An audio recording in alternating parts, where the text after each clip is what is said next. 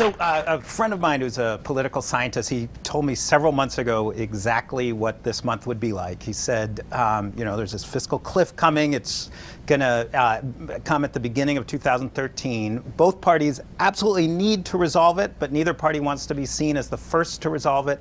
Neither party has any incentive to solve it a second before it's due.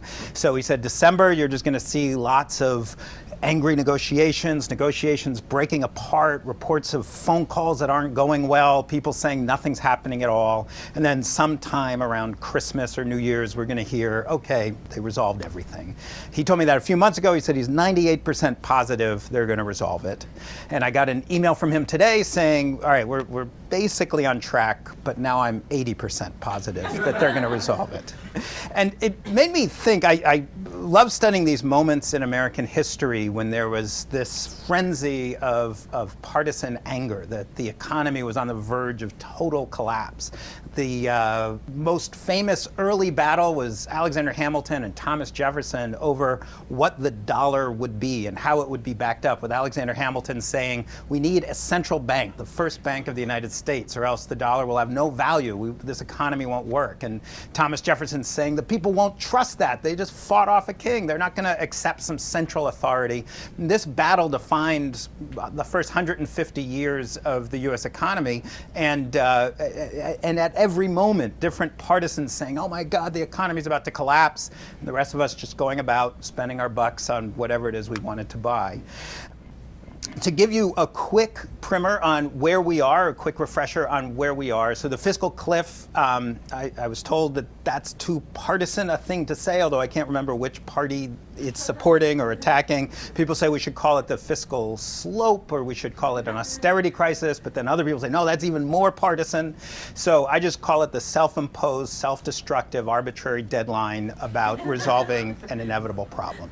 And this is what the inevitable problem looks like. So this is a projection of U.S. debt as a percentage of our overall economy, of GDP.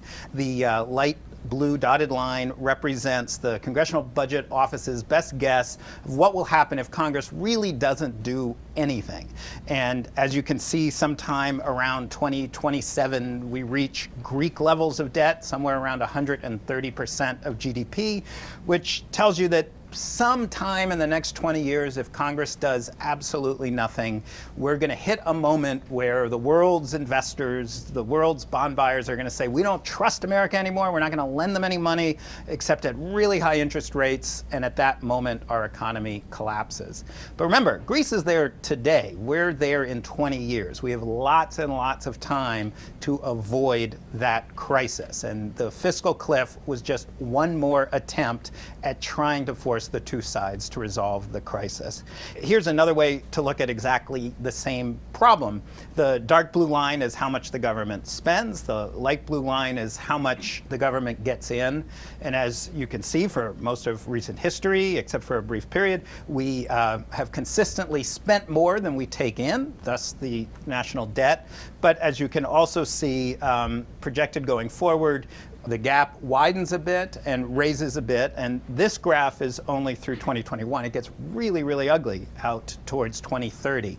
And this graph sort of sums up what the problem is. The Democrats, they say, well, this isn't a big deal. We can just raise taxes a bit and close that gap, especially if we raise taxes on the rich.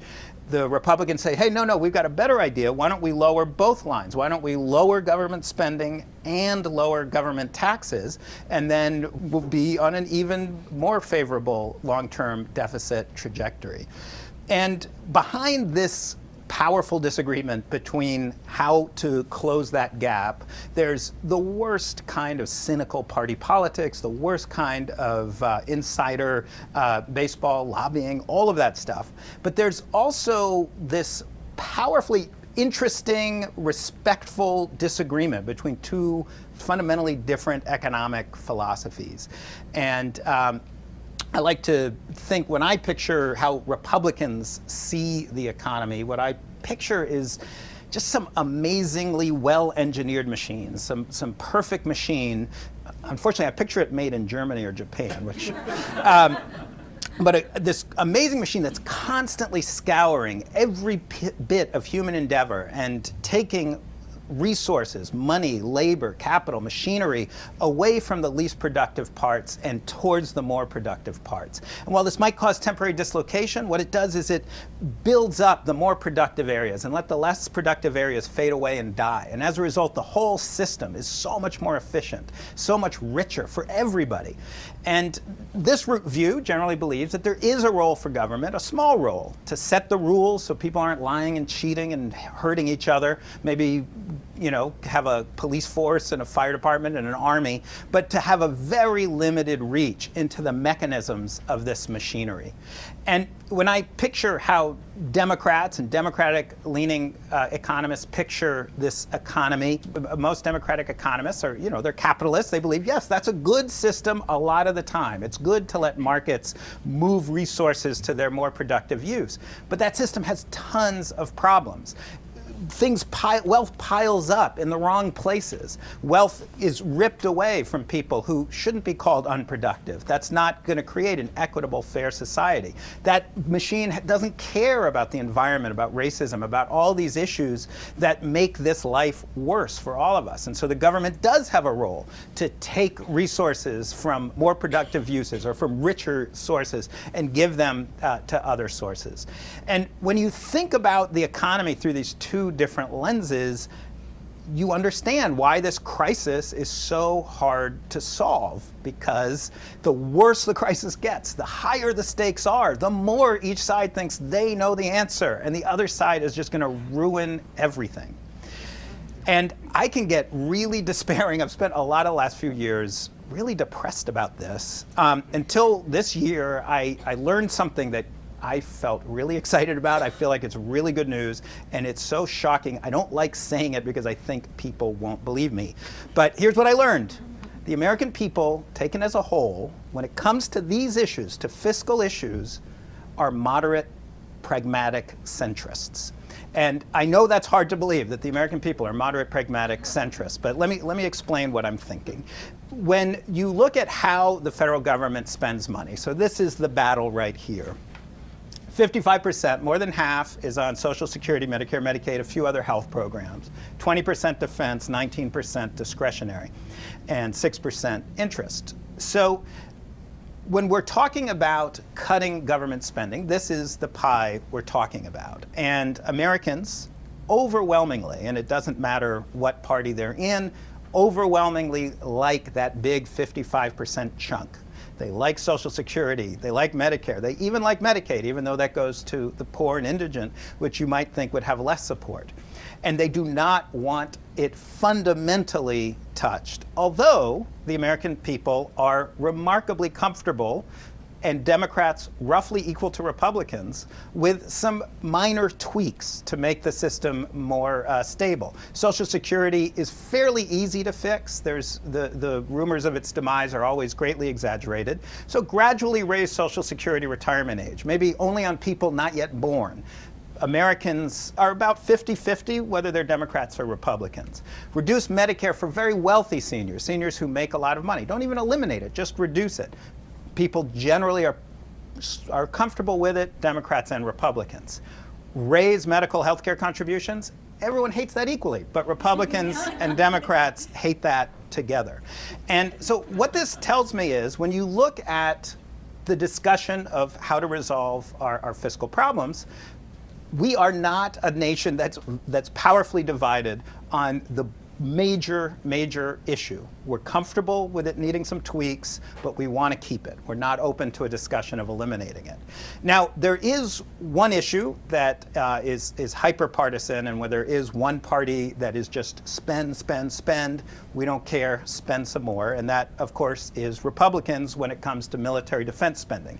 They way outweigh Democrats. Vast majority want to protect military defense spending. That's 20% of the budget, and that presents a more difficult issue. I should also note that the non-discretionary spending, which is about 19% of the budget, that is Democratic and Republican issues. So you do have welfare, food stamps, other programs that tend to be popular among Democrats, but you also have the Farm Bill and all sorts of Department of Interior inducements for oil drilling and other things, which tend to be popular among Republicans. Now, when it comes to taxes, there is more disagreement. That's a more partisan area. You have Democrats overwhelmingly supportive of raising the income tax on people who make $250,000 a year. Republicans sort of against it, although if you break it out by income, Republicans who make less than $75,000 a year like this idea. So basically, Republicans who make more than $250,000 a year don't want to be taxed. Raising taxes on investment income, you also see about 2/3 of Democrats, but only 1/3 of Republicans are comfortable with that idea. This brings up a really important point, which is that we tend in this country to talk about Democrats and Republicans and think there's this little group over there called independents. That's what, 2%? If you add Democrats, you add Republicans, you've got the American people. But that is not the case at all, and it has not been the case for most of modern American history. Roughly 1/3 of Americans say that they are Democrats, around 1/4 say that they are Republicans. A tiny little sliver call themselves libertarians or socialists or some other small third party. And the largest bloc, 40%, say they're independents. So most Americans are not partisan. And most of the people in the independent camp fall somewhere in between. So even though we have tremendous overlap between the views on these fiscal issues of Democrats and Republicans, we have even more overlap when you add in the independents. Now, we get to fight about all sorts of other issues. We get to hate each other on gun control and abortion and the environment. But on these fiscal issues, these important fiscal issues, we just are not anywhere nearly as divided as people say. And in fact, there's this other group of people who are not as divided as people might think, and that group is economists. I talked to a lot of economists, and back in the 70s and 80s, it was ugly being an economist. You were in what they call the saltwater camp, meaning Harvard, Princeton, MIT, Stanford, Berkeley, or you were in the freshwater camp, University of Chicago, University of Rochester. You were a free market capitalist economist, or you were a Keynesian liberal economist. And these people didn't go to each other's weddings. They snubbed each other's at conferences. It's still ugly to this day.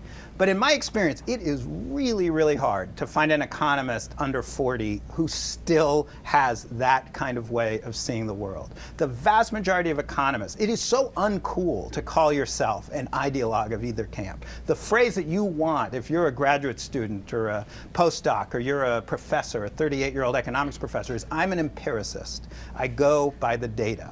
And the data is very clear. None of these major theories have been completely successful. The 20th century, the last 100 years, is riddled with disastrous examples of times that one school or the other tried to explain the past or predict the future and just did an awful, awful job. So the economics profession has acquired some degree of modesty. They still are an awfully arrogant group of people, I will assure you, but they're now arrogant about their impartiality. And they too see a tremendous range of potential outcomes.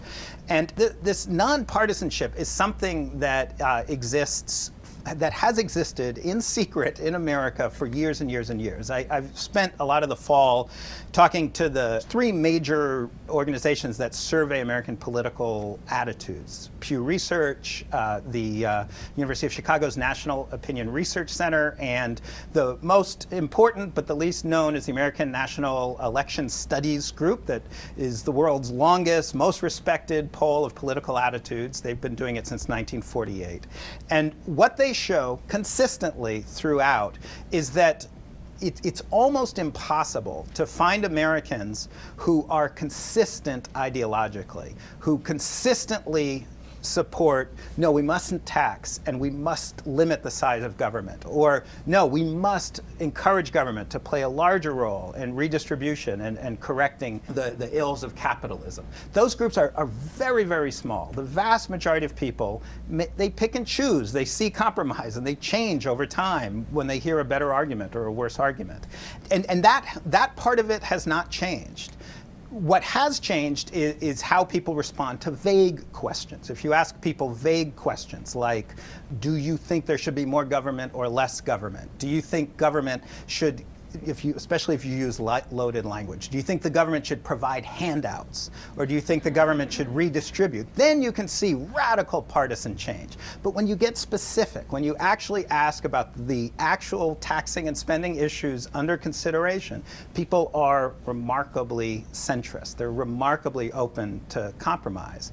So what we have then, when you think about the fiscal cliff, don't think of it as the American people fundamentally can't stand each other on these issues and that we must be ripped apart into two separate warring nations.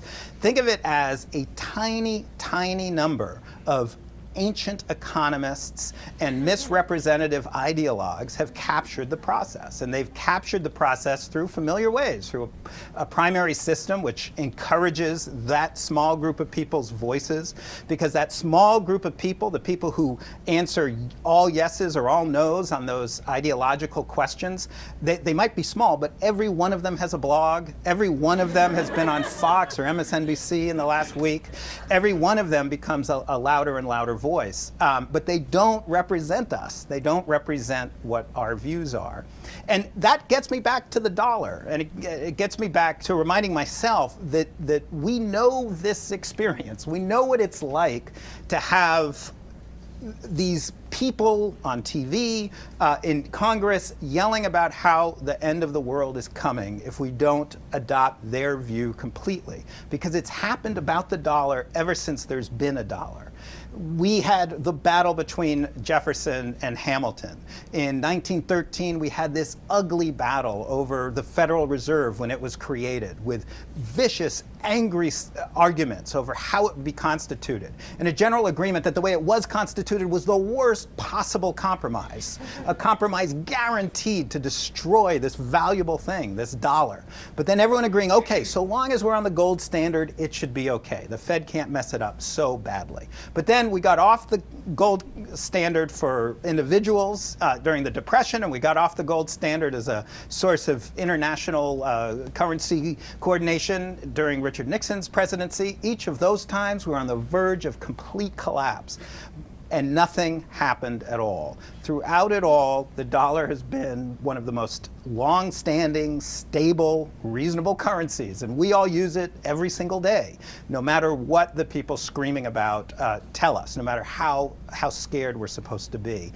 And this long-term fiscal picture that we're in right now, I think what is most maddening about it is if Congress were simply able to show not that they agree with each other, not that they're able to come up with the best possible compromise, but that they are able to just begin the process towards compromise, we all instantly are better off. The fear is that the world is watching. The fear is that the longer we delay any solution, the more the world will look to the U.S., not as the bedrock of stability in the global economy, but as a place that can't resolve its own fights. And the longer we put that off, the more we make the world nervous, the higher interest rates are going to be, the quicker we're going to have to face a day of horrible calamity. And so just the act of compromise itself, and sustained real compromise, would give us even more time, would allow both sides even longer to spread out the pain and reach even more compromise down the road. So I'm in the media. I feel like my job to make this happen is to help foster the things that seem to lead to compromise, to not talk about this in those vague and scary terms that do polarize us, but to just talk about it like what it is. Not an existential crisis, not some battle between two fundamentally different religious views, but a math problem, a really solvable math problem. One where we're not all going to get what we want, and one where, you know, there's going to be a little pain to spread around. But the more we address it as a practical concern, the sooner we can resolve it, and the more time we have to resolve it, paradoxically. Thank you.